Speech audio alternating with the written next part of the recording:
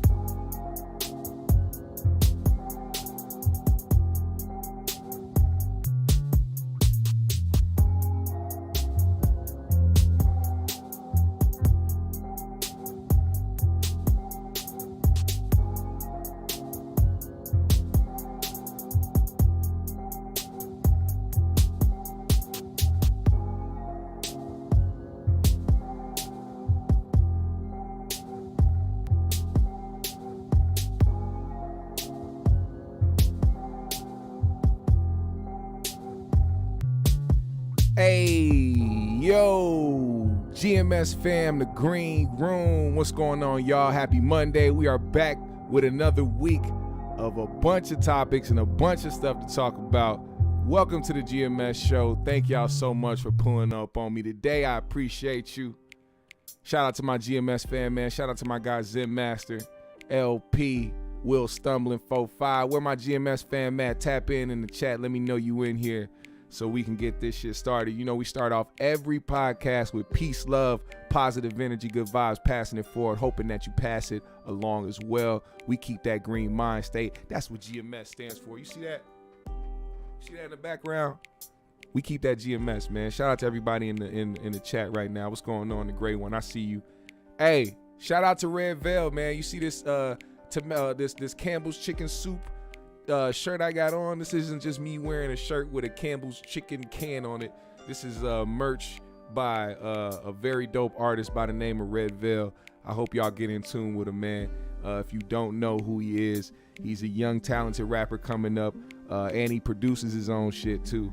You know, I gravitate towards people like that because I rap and produce my own shit as well. So you know, I really have an appreciation for people that are super talented in that way.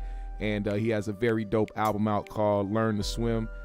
Just got off tour with Denzel Curry. They shut it down, sold out everywhere. Shout out to him, man. Very dope artist. Now let's get to it. We got to talk about some shit, man. There's a lot of things going on. First and foremost, the one thing I want to start out with, this is going to be a good topic for me because I like talking about these type of things. I like speaking on loyalty. I like speaking on people who display the type of traits that you want to see out of the human race, out of somebody who in this life of trying to maneuver through learning how to coexist with people. You know what I'm saying? We come across a lot of people that don't have our best interest, or a lot of fake individuals, or a lot of people that aren't loyal or will not treat you the same as you treat them. And Tony Yayo is a perfect example of somebody who I think is 100% loyal and will never do you dirty, no matter the position that you get in or they get in. They always remain the same. And there was an interview that he did recently with Math Hoffa. Shout out to Math Hoffa. His podcast is a very, very dope pod, man. They have really good discussions on there. Barbershop talk to the fullest, man. And this was nothing short of entertaining. I'm talking about the entire time from the first 15 minutes. It jumped out with Tony getting on somebody's ass about what they said about K Slay, and basically trying to put somebody in check. And here's the thing, man, with Tony's position, he understands where he's at and where he fits at as a man, and he understands where he fits at when it comes to being under 50 Cent. He doesn't look at himself as the star, as he should be the star, or that he should have the same money or the same assets or the same things as 50 Cent. He understands his role. He understands the position that he plays in that shit, and he goes by that accordingly. I can admire that because, like I said, in this life, we come across a lot of people who do not have your best interests and who are fake and who are the type of people who will wait to try to get something or to try to do something behind your back and try to have what you have or try to take what you take. He said, one thing that stuck out to me is, you should be able to leave your girl around me and not worry about shit. He's like, I'm the type of, this is me quoting him. He said, I'm the type of person where if you lock down and your family needs something, I'm pulling up, knocking on the door, handing off the envelope. I'm not even looking your woman in the eyes. That's it. This ain't for me. This for you. This for the family. This because my guy locked down, my brother locked down, and I got to look after his family while he gone. And in my opinion, I feel like these were some of the things that he was talking about was some of the things that was displayed for him when he was locked down. That's right. Tony Ye, he said, Yayo, T-Dub said, Yayo showed the blueprint for how you hold down a boss. And it's nothing wrong with that, because certain people have to understand. This is another thing, man. It's not just Tony Yayo showing the perfect example of how to be loyal to somebody. It's also being aware, being self-aware to the point where you know your position. You know your role. You know your strong suits. You know your weaknesses. You have to know who you are and know where you stand in this life to be as comfortable as a Tony Yayo to be in the spot that he's in. He's not somebody who can take on the same things a 50 Cent could, but he knows that he can contribute. He knows that there's things that he can do to hold down his guy to make sure everything runs smooth. And there was some things that really popped out to me. And the reason I'm talking about this, because my generation, you know what I'm saying? I'm 30 years old. G-Unit was a very big conglomerate to me. I'm talking about when G-Unit formed and when they came out with all the music that they did, it changed the course of hip hop alone. And they hold a certain place in history and the culture where you can't take nothing away from those guys. From 50 Cent to Banks to Buck to Yayo. Every single one of them played a very, very important part in G-Unit. And one thing that he expressed, because a lot of people, kind of leave the blame or try to put G-Unit being the people that are being the reason why they broke up is because of game. But one thing that Yayo revealed was that it was Buck.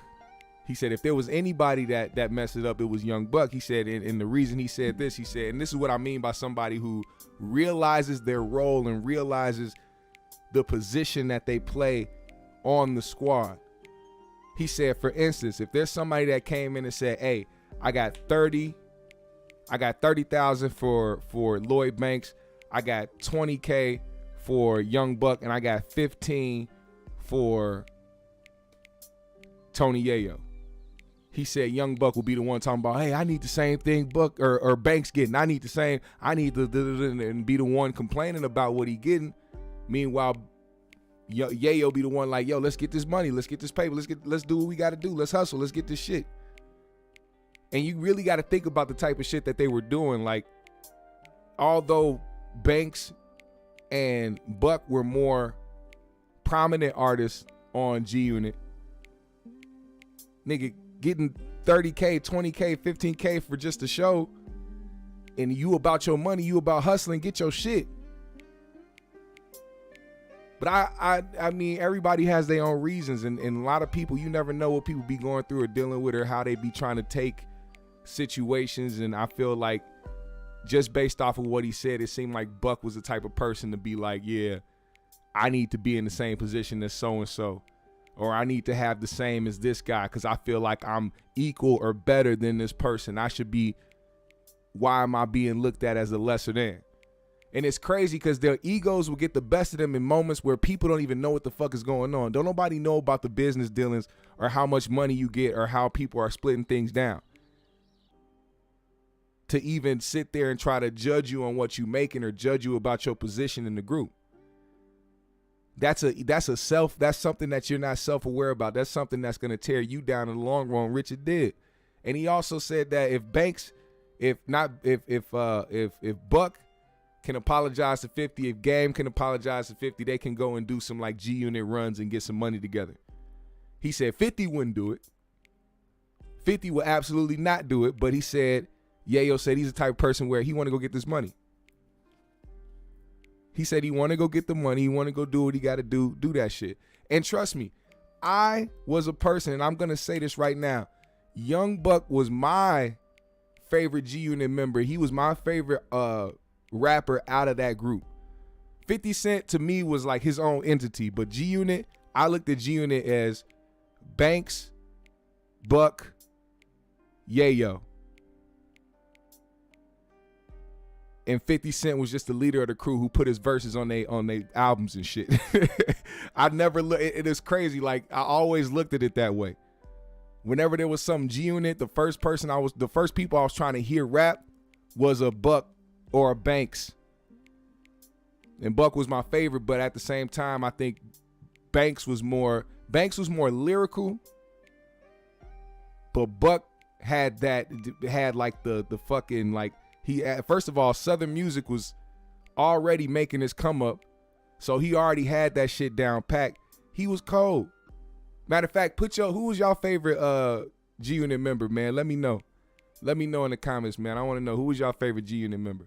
Now, there was a little rumor I heard. I don't know if this is true or not. I haven't watched the video. My homeboy hit me about this. He said, you may want to speak on this. He said that Jim Jones did an interview recently where he talked about the Game saying early on how he wanted to start beef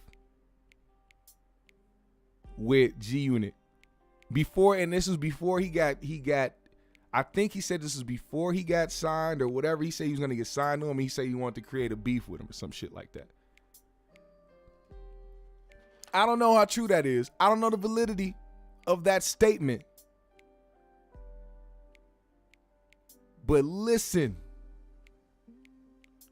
if that is the truth, I wouldn't put it past the Game to do so. I would not put it past a Game to do that. But here's something I want y'all to pay attention to, because I don't want to stay on the Game. I don't want to stay on the beef shit, because we all know the beef. We all know the G-Unit shit, all that. There's a couple things I want to pinpoint from this interview that I want to show y'all. And it's important for y'all to hear these type of things, because I think somebody like Yayo, coming from where he comes from, going through some of the things that he went through, like we all know, like he was locked up, 50 was holding him down, and when he got out of prison, he had everything. He didn't have to struggle for shit at all anymore after he got out of prison, him and his family. Whoever Yayo wanted to take care of, he was able to take care of, because 50 held him down. This is why I understand his loyalty when it comes to 50 Cent. There's a whole bunch of shit we could say about that, but I want y'all to hear this. Listen to this right here. Coding shit and being bitches in this industry. Niggas is hoes. I'm tired of this shit. Speak the truth. No, I'm speaking the truth. But yeah, I am. When you know niggas supposed to be respectful of who turned the lights on. Wrong or right? What did 50 mean? Right? Who did M put on? G-Unit. D12, Slaughterhouse, Joe Buttons and them. Right. And Griselda. Come on, nigga. Niggas be acting like niggas are mad at the white boy because he's the black hockey player. Come on, nigga. Yo, his music don't play in the clubs. So that don't make him the GOAT. What happened to Balls, nigga? I never have an issue. What happened to Balls? Hey, I gotta say this real quick. My man Team 642 said Yayo a real one, but had trash bars. Now here's the thing about Yayo. I've always and it's funny because when I was younger, I'd always be like, man, Yayo is so trash. Like, I didn't like Yayo's bars. The music was good. Like, the songs that he came out with, the singles he came out with were good enough to hold on to without paying too much attention to his bars. But then later on in life, I realized that was himself forcing himself to rap.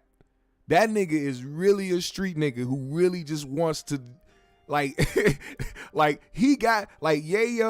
does not give a fuck about being the best rapper.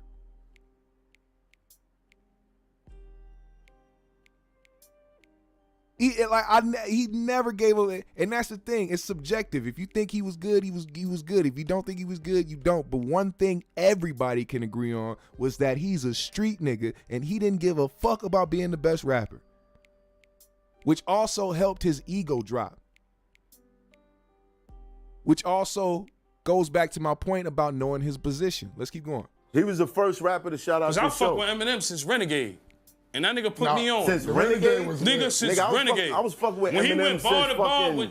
But what I'm saying is he got respect in the hood from Renegade, nigga. I'm the last man standing that'll drive into the Grand Canyon, hop out of the Trans Am and land in a handstand. And nigga, when Future Flavors was playing this nigga, I was like, who the fuck is this? Why the niggas hate Eminem? I'm gonna go watch him, Rain. Because he's white. That's nigga, it. it's clear. He's white. Now, we got down with Eminem. We done been called house niggas, all this, that.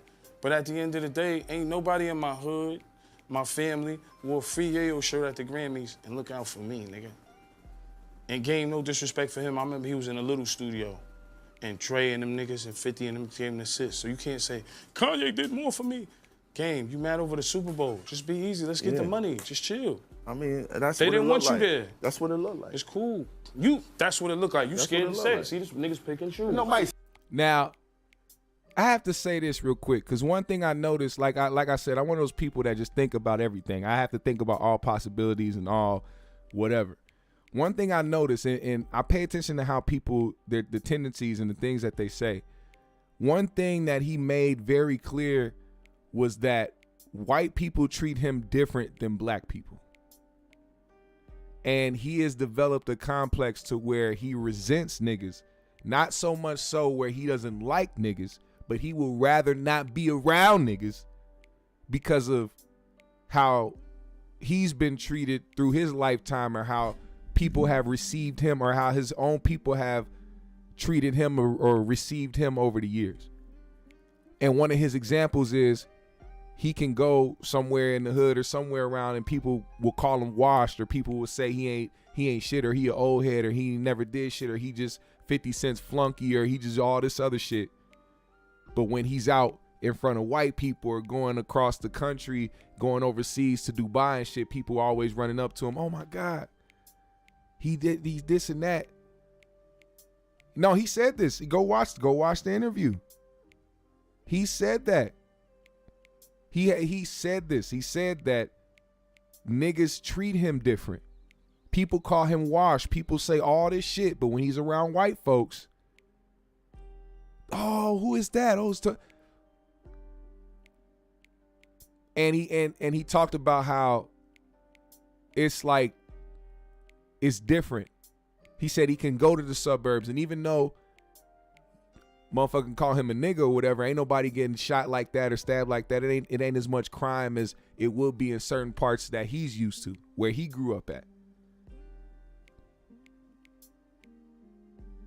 And I gotta respect how he feels about that, because even though to some people it may seem like he's dissing black people or dissing his own people, you can't discredit his own experience. And we would be naive to say that that's not something that happens in our community. I mean, we have those conversations all the time where we have to remind ourselves to big up our legends and big up the people and pioneers out here who have paved the way for a lot of other people and have, you know, contributed to this culture in a way. We're quick to write them off. We're quick to call them washed up. We're quick to call them old heads. We're quick to call them this and all types of shit. And I have to sympathize with that, because I know niggas that been through the same shit. Having your own people look at you a certain way, and then you turn around and the people that you expecting to treat you like shit or say certain shit to you, you be like, the fuck? But see, the thing about it is he's with somebody like 50 Cent, who is famous all around. And here's the thing, white people love to kiss your ass and the people that's around you when you're able to make them money. So I wouldn't put it past people overseas when he's with 50 Cent and he's out there making money with 50 and they doing shit and doing appearances and being famous, that nigga's gonna kiss his ass because that's 50's guy. He says, he said, that was the one thing that kept cracking me up about the interview, how he kept, see, we only talking about game, talking about Ja Rule. Like the nigga, this nigga, we be in Dubai eating caviar pancakes, nigga. We rolling up to the hotel, got fire going up the building, man. What you talking about? We don't give a fuck. Like it wasn't like it was like bragging, but it was like trying to prove a point about him being in a certain place in life and not having to worry about the type of shit niggas is saying on the internet for clout or to try to sell albums.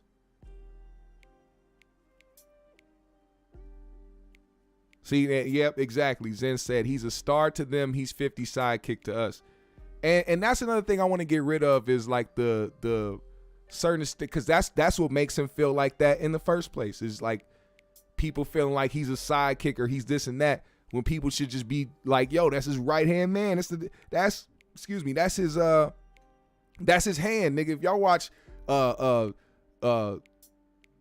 what you call it, Game of Thrones or some shit, you know the king has a hand. His most trusted, loyal, right hand man. He can literally, if I want to put that idea in his head. If Tony Yayo comes past this video, I want him to hear an idea I have for a new chain. Now, if he's talking about his chain going viral, this chain gonna go viral. Get a chain, an iced out Cuban, and get a big symbol, a hand symbol of a fucking medieval hand, like like they put the badge on the hand. That'll be cold as hell. That's the perfect title for Tony Yayo. The hand. There's something else I want y'all to see too, man. And it's what I was just talking about a little bit ago. Y'all got to hear what he had to say about this, because this situation actually, I felt this a little bit, because I myself have a daughter and she goes to a school where there's a lot of white kids. It's not too many black kids or other kids of different ethnicities. And certain things be happening in these schools. And when he talked about this story, I was like, shit. It wasn't even about the fact that it was like, this is something that happened to his daughter. It's the fact that you'll hear, and I'll explain afterwards. I don't want to. But it's a catch-22 to everything in life. This is what motherfuckers don't understand. You move out the hood, right? So niggas don't kill you. Then you move in the burbs, and white folks in the supermarket like, who you? What he doing here? Word. You're damned if you do. What you think about that? What I think about How it, did you feel about that? It's fucked up. Cause I go on vacation. I go on vacation. I'm like the only black dude there, and everybody looking at me funny. Exactly. I'm like, damn, But that's shit don't feel always comfortable. like that. We used to that. So no. But you gotta think. I'm gonna give you a perfect example, right? And I'm gonna tell you this. I'm gonna tell you some real shit. I always thought it would be like good to move out the hood and go to the suburbs, and it's cool. It's less violence. Motherfuckers ain't getting cut, shot or nothing, but you be called nigga a couple of times. It ain't the same respect of like being around your people, and I feel bad for my daughter, because my daughter was the only black person in the school. That shit was kind of fucked up what I did to her, bro. So I thought I was doing good you know, having her somewhere where it's a high tax bracket, but I kind of fucked up her head a little bit, bro. In what way? Socialization. What do you mean? No, but like break down, how was her head fucked Number up? one, her head was fucked up. They put her on a hit list. A white boy in the school put her on a hit list. Teachers, her name was on the hit list. They let him go back to the school. Wow. As a father, like, how does that make you feel? What I'm gonna go do? Kill a kid? I'm not. What can I do? At the end of the day, I'm in the suburbs. I'm the nigga niggas watching, nigga. But he's threatening your daughter's life. Listen, he threatening mad people's life. He made a hit list, but they let him back in the school. That's the point. So you damned if you do, you damned if you don't. If Nipsey's store was on Rodeo, would he still be alive? Maybe. Maybe, because Rodeo's Any going answers? crazy. That's a crazy story to me. That's a crazy story to me. If a kid put a hit list out there of people he wanted to kill, given the climate of how many school shootings have happened, there's no way that this kid's going back to my school. There's no way that I'm allowing this kid to step foot back in my establishment if he threatened everybody, put a hit list out on everybody in the school. See, this is what I'm saying. Like, schools be failing in that way as well. How many times have y'all heard about the early signs of a person who committed a school shooting, giving them early signs of what they would do, or giving them signs of them being a troubled kid that might have the potential to cause something dangerous or traumatizing to the school? They have forewarning and don't do shit about it, but let that motherfucker stay in the school. It's crazy out here, and it's crazy how they don't, still to this day, don't take this shit seriously. One thing I will say in this shit is I'm glad Tony Yayo's where he is, man, in life. He's come very far from being somebody who was locked up and came out to pure just star fame and all types of shit. You know what I'm saying? I think he's forever grateful for the things that 50 has allowed him to, you know, accomplish in life. And just even being, you know, somebody to be taken around the world, man. 50 really don't have to do that shit, but I think it goes a lot to talk about when it comes to 50 Cent's loyalty as well. It's not just Yayo, but clearly it's 50 Cent. 50 can have anybody around him, but I think he understands that Yayo is 100% a loyal individual, and it's hard to come by those type of people, especially when you are in a position that 50's in today. You know what I'm saying? They came up together for real. Before niggas was rich, before all that shit, before G-Unit was even a thing. So having somebody around for that long and having them remain the same, whether niggas was broke or rich, that's something you got to hold on to, man. So shout out to Yayo, man. Another thing I wanted to touch on, man, today was this Kanye shit. I'm not gonna demonize Kanye or try to tear Kanye down. Listen, man. I find it weird how Kanye can do X, Y, and Z, all this shit and I've said this before. Kanye has said some wild shit. Kanye's went and talked about slavery being a choice. He done went and fucking started selling White Lives Matter t-shirts, all types of shit, right? And the thing about that is black people care enough to speak on it and talk about it on the internet and be outraged about it and shit like that, but we don't have enough power or enough influence to actually cancel a motherfucker or to stop them from doing certain things that they do. One group that does, though, is the Jewish community. Oh, they have that power. They have the button. And as soon as somebody says some shit about that community, it is a wrap. Now, mind you, he did randomly just say some shit about the Jewish community out of nowhere. So whatever comes from that is Kanye's fault. But we cannot skip past the fact that this happens all the time. When we can go from talking about what happened with Nick Cannon. He didn't even say shit that was wrong or that was disrespectful or that was crazy or anti-Semitic. He just mentioned something and niggas went crazy. I'm telling you, he almost lost everything. Think about Farrakhan. Regardless of how you feel, if whatever your personal beliefs on Farrakhan is, please understand that he's treated a certain way, not because he talks against white people, but because he said certain things about the Jewish community. And when you say certain things about the right community, you say the wrong thing about the right community, you will find yourself scrambling to make a living.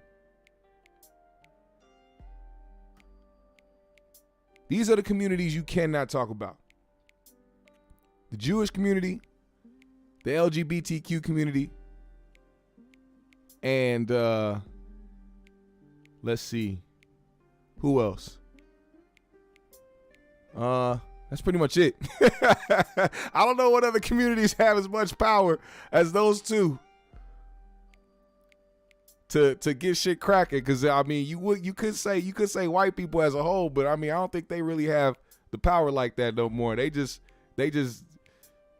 I don't know what the fuck going on with them. But I know the two groups that you can, for sure, Muslims. There we go, Muslims. You can't, and you better be careful. You better be careful, because your life depends on it when you start coming for a certain group. I'm not finna dig a hole for myself either. I got some things I want to say for real, but those things usually happen on my Instagram live. So if you want to see that, you know what I'm saying, you got to follow me on my Instagram and catch me when I'm live. And I'm saying some real shit over there. You know, this over here, they like to censor you for real over here. I done got demonetized twice. They don't want people to hear some real shit. I'm not gonna dismiss Kanye as crazy. I think he is in a world where he is known for being one of the greatest artists of our generation, but he's trying to hold on to a fallacy. He's trying to hold on to the fact that he's a superstar or quote unquote untouchable or can do whatever. But it's constantly reminded on the fact that he has roadblocks. There's other people in positions of power that can stop him.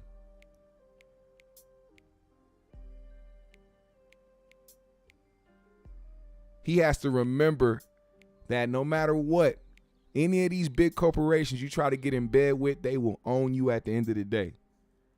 If you are somebody who's fortunate enough to build up the type of notoriety and type of cult-like fan base that Kanye has, you are better off trying to do shit independently.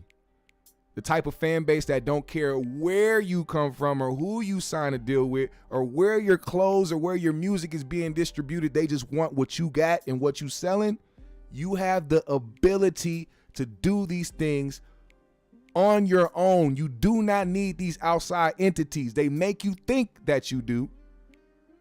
But please believe me, they come for you and they come and grab you and make these deals with you because they know that you will generate them money. Nike goes to LeBron because Nike's going to generate them money.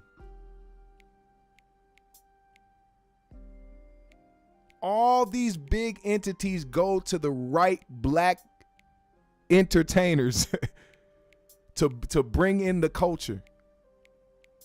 Let a motherfucker talk about the next high-end brand on a song that blows the fuck up and is a hit. And within a year, everybody's going to be rocking that brand. That brand is going to become a multi-million-dollar brand because we said it.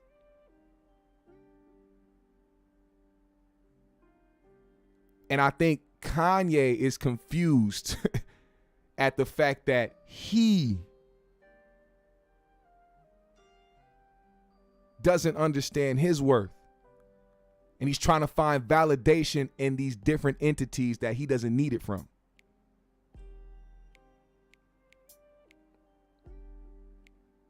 And that's my piece on that. I wish Kanye the best, man. I remember last show I was like, fuck Kanye. I was a little angry about those White Lives Matter t-shirts. I'm not with it, but I'm not finna say fuck that, man. Look, do what you do. I'm just not gonna support you. He doesn't need my support. I'm one person. I'm one person. He can care less. He's not searching for my validation. He doesn't need my value. If I was a white YouTuber, he may feel some type of way about what I'm saying, but I don't think Kanye gives a shit. Boosie Badass was on the 85 South show, and I gotta mention that because that shit was hilarious. I want everybody to go watch that when they get a chance. He was on the 85 South show. I loved it, man. It was funny all the way through. One thing I do want to show is a quick clip from that, man, of them talking about Boosie's children books. And after that, I just want to explain something about this since we on the course of talking about cancel culture. I mean, Boosie is the perfect example of somebody to bring up who you can't cancel. And I love talking about people like that. The people that you try to cancel, but you can't because what they saying is real shit. And there's too many people that agree with the real shit that they saying for them to be canceled. And it can go for anybody. As a matter of fact, that can be said about Trump. But I don't necessarily fuck with him like that. But that's just me personally. But I'm not one of them niggas that just says shit out of emotion. The same thing could be said about Trump if you fuck with that guy. But if you say enough real shit to the point where people agree with you, there's no canceling that shit. You can't cancel Boosie. You can't cancel Dave. You can't cancel who else? Name some people in the chat who you can't cancel while we watch this clip. You need to start reading children's books. That'll be dope as a motherfucker. That'll be funny as fuck. Boosie reads green eggs and ham. Man, leave them eggs alone. Boy, you might get a good idea. Hey, nigga, I'm with Boy, you. Hit that like button, by the way, y'all. Facts. You got to read. You know I got $1 million hustle, a children's book. Yes, nigga. Sit down, man. You tripping. Sit down, man. No, you need to do that, motherfucker. I'm telling you, Slim. Green eggs and ham. Children's book. Just You can pick up what Dr. Seuss left off.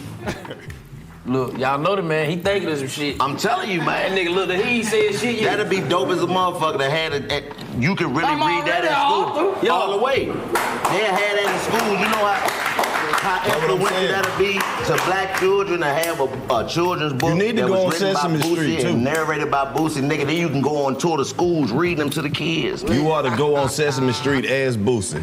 Come outside and sit on the porch. Man, leave the kids with me, man. That's the name of the kids, man. That's the name of the book. Big bird on, man. Take your bird ass on, man. Boy, that's a hustle there. Boy. Look at one of them little boys. Go put some lotion on your fucking head. Yeah. Easy money. You put somebody like Boosie in a room with 3 funny niggas that's comedians already. Like, Boosie ain't no fucking comedian, but he damn sure should be. Boosie falls in the category of the guy that's naturally funny. And if he tried to do comedy, he probably suck. Because forcing the funny isn't something that somebody who's naturally funny is good at. When you naturally funny, you just be yourself. Niggas gonna laugh. All Boosie gotta do is say mine, and niggas just gonna start smiling because they waiting for some funny shit to come after that. Let me read some of these names. He said, I see one that say you can't cancel GMS. Oh yeah, you definitely can't cancel me. Ashley Weston said, can't cancel me. I heard that, sister. My man said 50. I see Corey in there, Corey Holcomb. You can't cancel someone who is their own economy.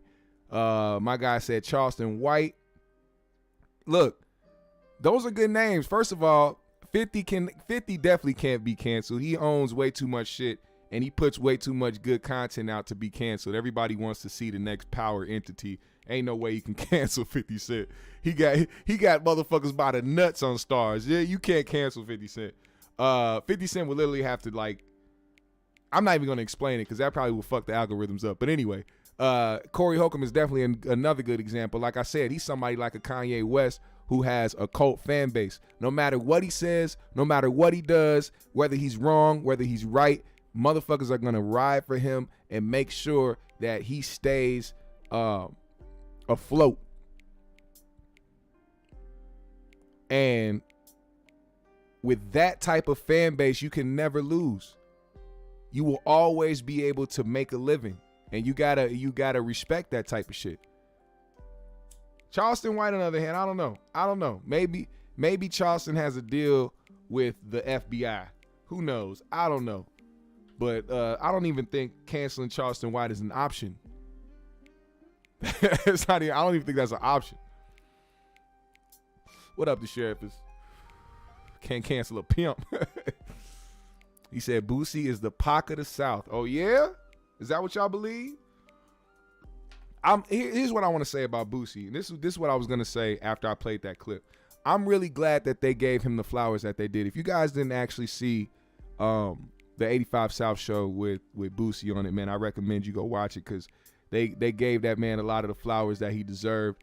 And not just as an artist, but as a person that has influenced a certain generation and a certain demographic of people. And I gotta give him his props, man. Like I said, Boosie speaks from the heart. He says what he wants to say, and whether you agree with him or disagree with him, you are always gonna get the same type of person. And that's what we need, man. I need everybody to stay consistent. Stay consistent on who you are. If you are this person, not saying that you can't change your mentality for the better or anything like that.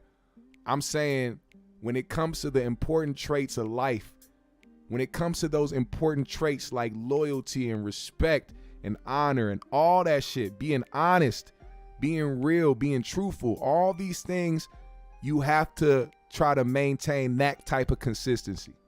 Always elevate, always try to strive to be a better person. But when those main traits come to surface, make sure you hold on to them motherfuckers and stay consistent with it. That's what makes you a good person, in my opinion. It don't matter whether somebody like you or not. We stay too hung up on whether somebody likes us or whether the outside opinion or if we need the outside opinion. We don't need that type of shit. Be honest. Don't be afraid to offend somebody either. People gonna be offended. A lot of people don't like to hear a lot of negative shit, or somebody doesn't want to hear a negative opinion, or they don't want to hear the truth about some shit. Not even just a negative opinion. They just don't want to hear the truth about some shit. People want yes men. People want people to love everything that they do. People don't want to improve or get better or practice to be. They already think that they're great at everything that they do. You have to be real with somebody. Get you a circle of people that will be real with you. That'll let you know, hey, that shit is trash, man. Do that, do something else, or recreate that, or do something. Be real, and you will attract what you put out.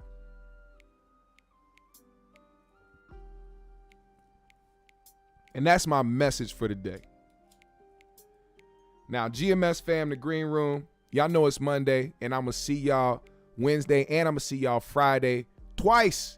We got this show, and we got the 3Gs. Make sure you subscribe to the 3Gs podcast, the funniest, most entertaining podcast on Friday nights. I stand by it. I will not steer you wrong or lie to you. Ask anybody in the chat that has ever watched 3Gs. They know and they can vouch for the crew. Shout out my nigga AP. Shout out Pac G. Even shout out to Meech. OG 3Gs. Funniest podcast on Friday nights. You got to make sure you tune into that. Now, I appreciate y'all for pulling up on me today, man. It was a hell of a show. Make sure you hit that like button. I don't want to see none of y'all skipping out of this motherfucker without hitting the like button, man. Follow me on my socials. I follow everybody back. Hit the Cash App today if you are feeling generous. I will most appreciate it.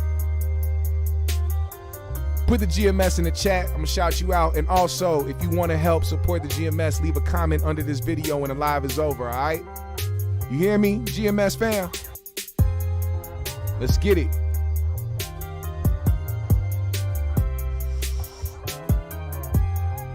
He said 3 goofies.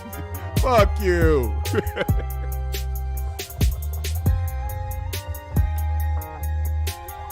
Yeah, we've been thinking about switching up a day and trying to do it on a different day, you know what I'm saying? So we won't crowd up the Friday so much, Friday nights. But, you know, we're going to have a conversation as a crew, as a conglomerate and figure that out. We gonna test the waters and see how y'all do on another day, you know. Spark something if you got it. Shout out to Knockout Noda King, Lukey, Team 642, my nigga Zen Master, L Realist. Trey 979, Toke Champs Podcast. Young Rain in the building. Malcolm X. He said, do you really think there are any real celebs? It depends, man, because I feel like at every whatever aspect you get or whatever level you get, there's a certain of forgetting who you are. And it takes a certain level of practice and self-discipline to continue to practice and remember who you truly are and practice remaining a good human being when you get to certain levels that'll keep you being a good person. I don't know if many people practice that, but if they do, they'll be all right. I'm practicing that myself, man. Who knows where this podcast or where my music or where anything will take me in life. I just got to remember to stay focused and to stay grounded and remember those important traits that I mentioned earlier to hold on to and continue to maintain that type of person for the rest of my life. I value that type of shit, man. So yeah, I'm done. I gotta be done, man. I got some things I gotta take care of, man. Shout out to Trauma in the building. Last name first in the building. DJ Codeine TV in the building. I'm smoking on some shit called Zookie Cake. Oh yeah. Appreciate y'all, man. Like I said, hit the like button, follow me on my socials, hit the Cash App if you're feeling generous. Leave a comment under the video when the live is over. It's about to be done in 5 seconds. I'll see y'all later this week. GMS fam, the Green Room, we out.